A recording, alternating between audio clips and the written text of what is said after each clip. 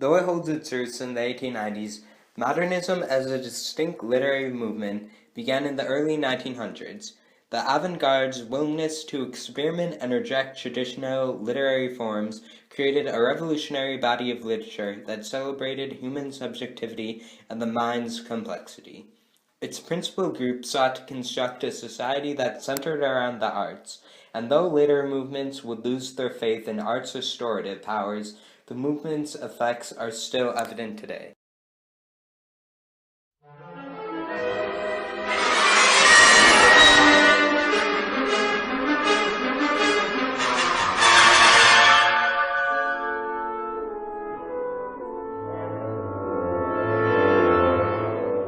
Modernism revolutionized literature. While it rejected the Victorian era's superficiality and outdated conventions, modernist writers sought to connect itself to classic literature, such as the Greek tragedies and Renaissance literature. Consequently, allusions saturate modernist literature. For example, Mrs. Dalloway, Virginia Woolf's seminal novel, parallels the Greek tragedy structure and form, and it continuously references a verse from Shakespeare's Cymbeline. Many writers hoped that such allusions to a distant past would contribute to a new revolutionary style's creation, or as Ezra Pound stated, make it new. The avant-garde frequently rejected conventionalized practices and issued innovative, radical art. Indeed, modernist literature rejected the stale practices that remained from the Victorian era. Writers often criticized society for its hypocrisy and conformity. Fitzgerald's Tender is the Night subtly critiques antiquated gender roles and laments the modern American individual's inability to discover personal satisfaction in the industrialized world. It also rejected traditional authorities such as religion and the upper classes. Joyce's Portrait of an Artist as a Young Man demonstrates early 20th century religion's insincerity and boldly defends atheism. Perhaps most significantly, modernist literature rejected literary realism's dedication to maintaining narrative objectivity. Instead, writers celebrated subjectivity, and many new forms arose to better analyze and explore the human condition. Hemingway's minimalism sought to explore humans' complexity with as few words as possible, a stark contradiction to realistic writing's convoluted nature. The stream of consciousness writing mode, pioneered by Virginia Woolf and James Joyce, arose as a response to Victorian writing's stereotypical portrayals of human character. Its style parallels the mind's thought process, and it exists in direct opposition to Hemingway's stylistic choices. Such audacious methods destroyed traditional conceptions of character development and character portrayals. Point of view innovations closely tied to the stream of consciousness mode liberated writers. Writers no longer succumb to the obligation to maintain rigid point of view forms. The Wasteland, T.S. Eliot's landmark poem, develops multiple narratives without clear breaks to distinguish them. Furthermore, modernist writers progressed plot lines. They employed nonlinear plots in which time shifted, and whether implicitly or explicitly, they began to focus on the characters' internal states rather than an external plot. Virginia Woolf's To the Lighthouse explores the characters' altered minds over several years, though it contains little action in the world's traditional sense. In fact, Woolf brackets key external events in the novel's brief midsection, which suggests everyday life's profundity and how the slightest events may alter a life. Key groups included the Lost Generation, which writers such as F. Scott Fitzgerald and Gertrude Stein composed, the Bloomsbury Group, which included Virginia Woolf, and the Imagist poets, started by Ezra Pound. Imagist poetry employed free verse and sought to create crisp visual images through a direct, non-didactic tone and informal, precise language. The Imagist work consists of dense poems that explore a wide variety of subjects, for the Imagists also declared the right to explore whatever subject they wished, with whatever form they wished. #Rebels! Close reading reveals their poems' depth, and new criticism, a form of modernist literary criticism that writers such as T.S. Eliot championed, focuses on close reading and ignoring the author's background and intentions in order to discover a poem's true meaning. In 1888, modernistic art took on new forms with the invention of the first portable camera by George Eastman, the founder of Kodak. Many photographers during this time took on abstract and modernistic views within their photos. 10 years later, the Spanish-American War took place, which allowed the United States to gain international respect. This newfound respect led American poets such as the last generation to mingle with international literary figures, propelling modernism. At Kitty Hawk in 1903, the Wright brothers flew their first airplane. The radio was invented in 1910, which allowed Americans to communicate more effectively, and it allowed easier access to the current music. Rocky Point, Long Island, 1933. Guglielmo Marconi and David Sarnoff visit the birthplace of broadcasting. Radio's first castle was this rustic shack.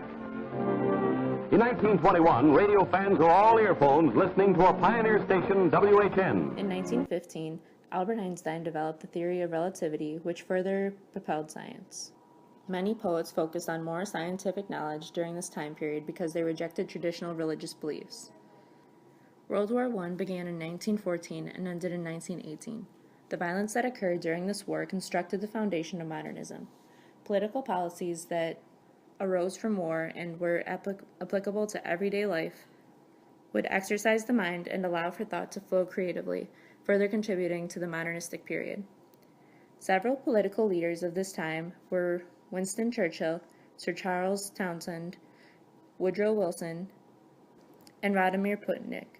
Freud also developed the psychoanalytic theory, which allowed people to theorize about the construction of the human mind. In 1929, the Great Depression started. This allowed poets to focus on the everyday life of the common citizen. Modernism ended with World War II. When Ezra Pound was alive, he never had a wide reading audience. He was devoted to advancing the art of poetry, yet still maintaining the aesthetic standards. In his youth, he resolved to know more about poetry than any living man, which is what propelled his career. He created a movement called Imagism, which marked the end of the early poetic style. This movement was characterized by strong imagery. Pound was a fascist, and during World War II he stayed in Italy and made controversial broadcasts against President Roosevelt, causing him to be arrested by the United States Army for treason. During his trial, he was found mentally incompetent and was put in St. Elizabeth's Mental Hospital. After he was released, he moved back to Italy, where he stayed for the remainder of his life.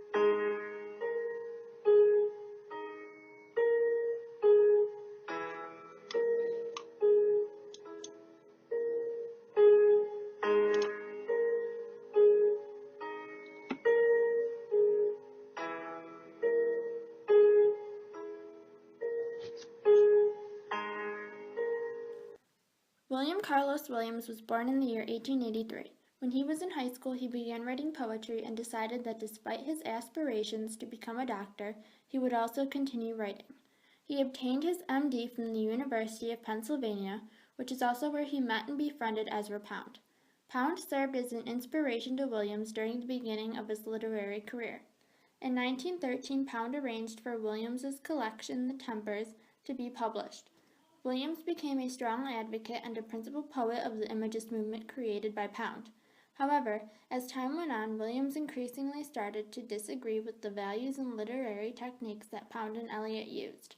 He believed that they were too attached to European culture and traditions. He started experimenting with new techniques of meter and lineation. Also, the subjects of his poems were centered on the everyday circumstances and lives of common people.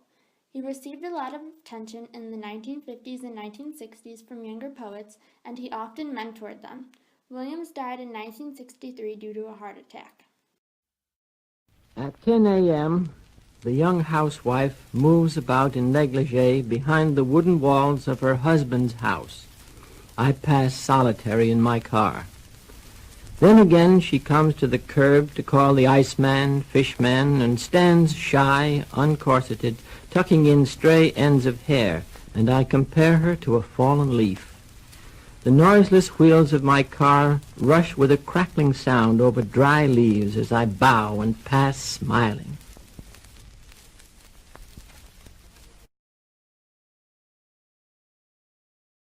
Sing we for love and idleness.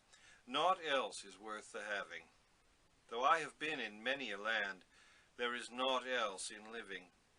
And I would rather have my sweet, though rose leaves die of grieving, than do high deeds in Hungary to pass all men's believing.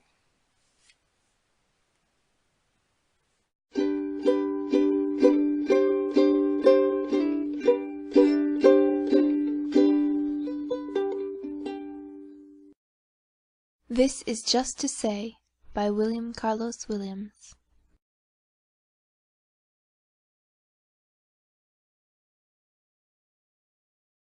I have eaten the plums that were in the icebox, and which you were probably saving for breakfast. Forgive me. They were delicious, so sweet and so cold.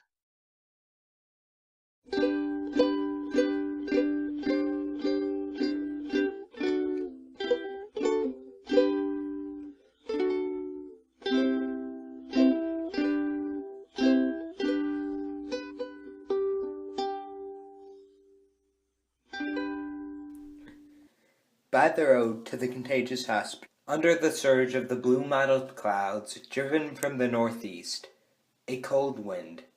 Beyond, the waste of broad muddy fields, brown with dried weeds, standing and fallen patches of standing water, the scattering of tall trees.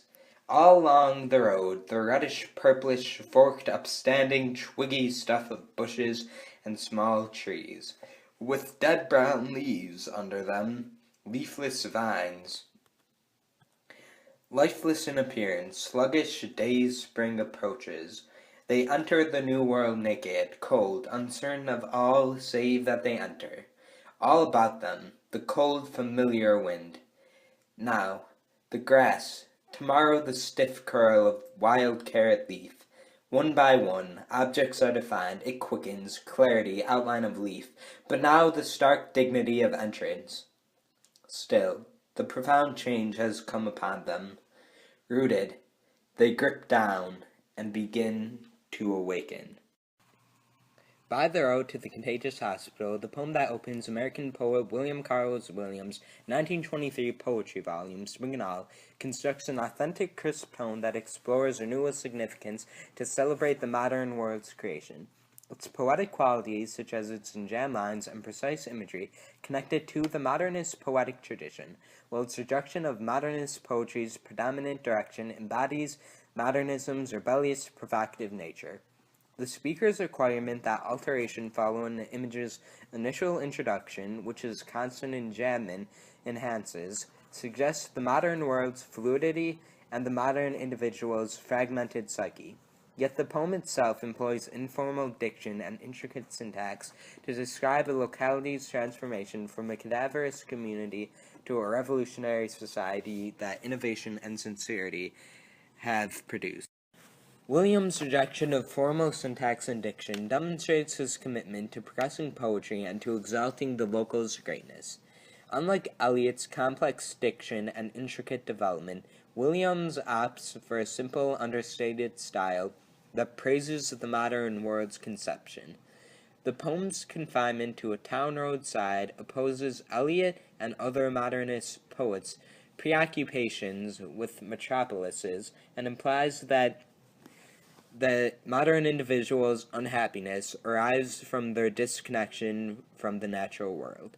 William's decision to publish such a complex poem that carries an informal style after Eliot's The Waste Land represents his fierce opposition to modernist poetry's direction post The Waste Land, and his refusal to succumb to his literary peers' pressure indicates his commitment to upholding the movement's emphasis on the original and precise rather than the convoluted and the artificial. Don't mean a thing if you ain't got that swing.